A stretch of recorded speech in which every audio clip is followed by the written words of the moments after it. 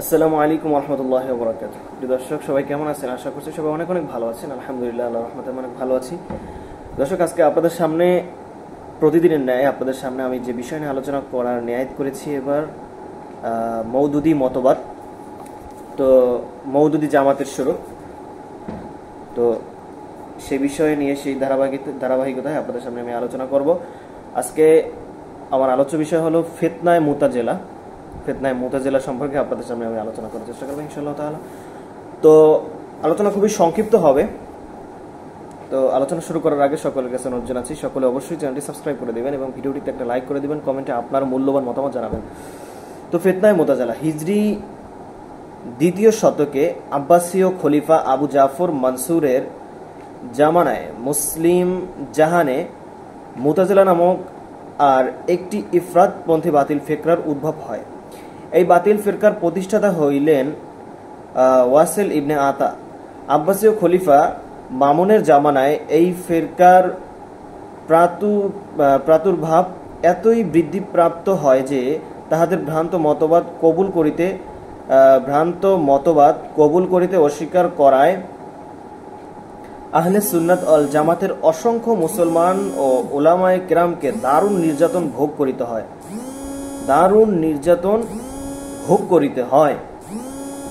এমনকি অনেকে জীবন দান করিতে বাধ্য হয়। মুতাজিলাদের ভ্রান্ত মতবাদ অস্বীকার করার কারণে আব্বাসীয় খলিফা মোতাসেমের জামানায় ইমাম আহমদ ইবনে হাম্বলকে কয়েদ করা হয়। অর্থাৎ কারাগারে রাখা হয় এবং তাহাকে এমন কঠোর শাস্তি দেওয়া হয় যাহা স্মরণ করিলেও শরীর কাঁপিয়া ওঠে। হিজরি 3য় শতকে আহলে সুন্নাত ওয়াল জামাতের হেমায়েতের জন্য 2 জন ইমাম দণ্ডায়মান হন। ইহারা হইলেন ইমাম আবুল হাসান আশআরি মৃত্যু 330 হিজরি এবং ইমাম আবুল মনসুর মুতারিদি রহমাতুল্লাহ আলাইহি মৃত্যু 333 হিজরি। এই ইমামদ্বয়ের সত্য ও ন্যায় নিষ্ঠার প্রচেষ্টা ও প্রচারণার ফলে ক্রমান্বয়ে মুতাজিলা ফিরকা দুর্বল হয়ে পড়ে এবং আহলে সুন্নাত ওয়াল জামাতের সর্ববাদী মতে মুতাজিলা ফিরকা বাতিল ফিরকা বলিয়া ঘোষিত হয়।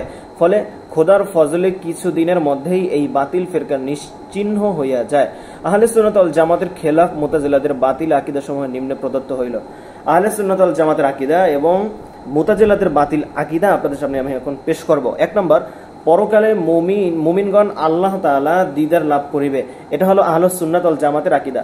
আহলুস সুন্নাত ওয়াল জামাতের আকীদা হলো পরকালে মুমিনগণ আল্লাহ তাআলার দিদার লাভ করিবে। আর এটাই মুতাজিলাদের আকীদা হলো মুমিনগণ আল্লাহ তাআলার দিদার পাইবে না। এটা হলো মুতাজিলাদের বাতিল আকীদা। 2য় নম্বরে আহলে সুন্নাত ওয়াল জামাতের আকীদা হলো পরকালে নেকি বদি ওজন করা হবে। এটা হলো আহলে সুন্নাত ওয়াল জামাতের আকীদা। মুতাজিলাদের আকীদা হলো 2য় নম্বর, নেকি বদি ওজন করা সম্ভব নয়। এটা হলো মুতাজিলাদের বাতিল আকীদা। আহলে সুন্নাত ওয়াল জামাতের আকীদা হলো 3য় নম্বরে পরকালে সকলের পুলসিরাত পার হইতে হবে। কিন্তু 3য় নম্বরে মুতাজিলাদের বাতিল আকীদা হলো পুলসিরাত বলিতে কিছু নাই। এটা হলো মুতাজিলাদের আকীদা। 4 নম্বর আহলুস সুন্নাত ওয়াল জামাতের আকীদা 4 নম্বর, কবিরা গুনাহের দরুন কোন মুমিন ইসলামের দায়রা হইতে বাহির হইয়া যায় না, বরং সে মুমিনে ফাসিক নামে অভিহিত হয়। আর মুতাজিলাদের আকীদা হলো যে কবিরা গুনাহ করে সে মুমিনও নহে আবার কাফেরও নহে। তাহলে সে কি হলো? 5 নম্বর আহলে সুন্নাত ওয়াল জামাতের আকীদা, কবিরা গুনাহের দরুন কোন মুসলমান চিরকাল দোজখে থাকিবে না, গুনাহ পরিমাণ শাস্তি ভোগ করার পর নাজাত পাইবে। এটা হলো আহলে সুন্নাত ওয়াল জামাতের আকীদা। এবং মুতাজিলাদের আকীদা হলো যে কবিরা গুনাহ করে সে কাফেরের ন্যায় চিরকাল দোজখে